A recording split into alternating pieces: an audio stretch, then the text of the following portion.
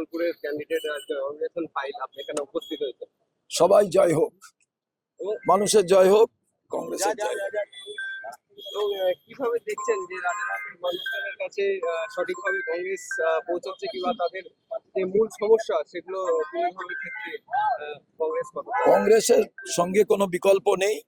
রাস্তায় চললে এই যে দুই দিকে যত বিল্ডিং দেখবেন সব বলবে কংগ্রেস করেছে, অথচ 48 বছর কংগ্রেস নেই। তাই বাংলার মানুষ চাইছে কংগ্রেসকেই দরকার। এবং পার্থদাকে কি বলবেন, আজকে নমিনেশন ফাইল হচ্ছে। আয়ুষ্মান ভব, জয়তু ভব, জয় হোক। রাজারহাট গোপালপুর থেকে আপনি লড়ছেন এবং নমিনেশন ইতিমধ্যে ফাইল হয়ে গিয়েছে। তো আমার প্রশ্ন হচ্ছে কি লক্ষ্য করছেন, এতদিন ধরে ওখানে ভিজিট করছেন বা আপনার প্রচার কার্য চালাচ্ছেন, কি লক্ষ্য করছেন, কোন বিষয়টা সবচাইতে গুরুত্বপূর্ণ? দেখুন, প্রচার কার্য চালানোর আগে থেকেই আমি এখানে রাজারহাট গোপালপুরের মানুষের সঙ্গে সঙ্গ দিয়েছি এবং আমি জানি বিভিন্ন প্রান্তে যেটা রয়েছে, সামান্য বর্ষা হলে পরে জল দাঁড়িয়ে যাওয়া, নিকাশি অবস্থা খুব খারাপ। প্রত্যেক বছর ডেঙ্গি প্রকোপ হয় এখানটাতে এবং আপনারা পরিসংখ্যান যদি ঘাটেন দেখবেন যে ডেঙ্গি প্রকোপ কলকাতার মধ্যে অন্যতম একটা জায়গা হচ্ছে এই অঞ্চল। সেখানে প্রত্যেক বছর ডেঙ্গিতে প্রচুর লোক মারা যায়।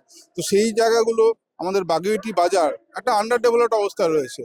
আপনি দেখবেন জগৎপুর অঞ্চল, যেটা বিধাননগর কর্পোরেশনের আন্ডারে, একটা এ ক্যাটাগরির কর্পোরেশন, সেখানটাতে দাঁড়িয়ে থেকে বিধাননগরের কর্পোরেশন আন্ডারে থাকা সত্ত্বেও জগৎপুর অঞ্চল এমন আন্ডার ডেভেলপ যে সেটা ভাবা যায় না। তো এই জায়গাগুলোর এই দুর্বিষহ অবস্থাগুলো এবং সারা পশ্চিমবঙ্গ জুড়ে যে ন্যারেটিভ তৈরি হয়েছে বিজেপি এবং তৃণমূলের মধ্যে, আমরা যা বিজেমূল বলি, কখনো ইডি দেখাচ্ছে, কখনো সিবিআই দেখাচ্ছে, কখনো নেতাদের মন্ত্রীদেরকে অ্যারেস্ট করছে আর দুদিন পরে ছেড়ে দিচ্ছে।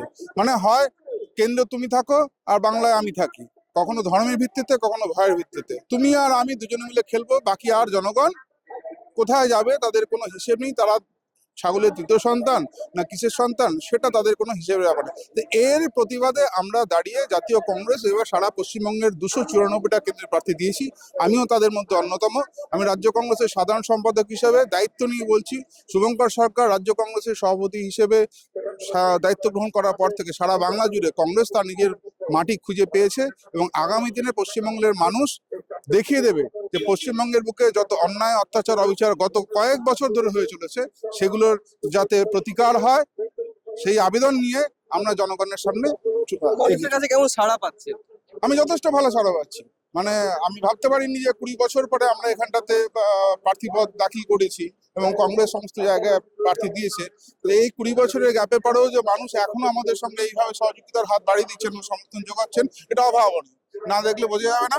আমি জানি না এখনো ভোট বাক্সে কি ফল বেরোবে, কিন্তু আমি আশাবাদ একদম। অনেক অনেক অভিনন্দন আপনাকে 2026 ইলেকশনের জন্য। Thank you. আপনাদের সবাইকে ধন্যবাদ। গোপালপুরের মানুষকে কি বলতে চাইবেন? রাজারহাট গোপালপুরের মানুষকে বলতে চাই যে রুটি একবার যদি সেঁকতে যান, মা বোনেরা যখন বাড়িতে রুটি শাকেন, রুটিটাকে উল্টে দেওয়া হয়, পাল্টে দেওয়া হয়, নাহলে পরে রুটি একদিকে সেঁকে থাকলে পুড়ে যায়। তো এই আপনারা রুটি একদিকে সেঁকে চলেছেন, রুটিটা পুড়ে গেছে, এই পোড়া রুটি খাওয়া যাবে না। রুটিটা উল্টে দিন, পাল্টে দিন, তবে খাওয়ার যোগ্য হবে। আমাদের আনুন, আমরা আপনাদের পাশে থাকবো, আমরা মানুষের জন্য কাজ করব।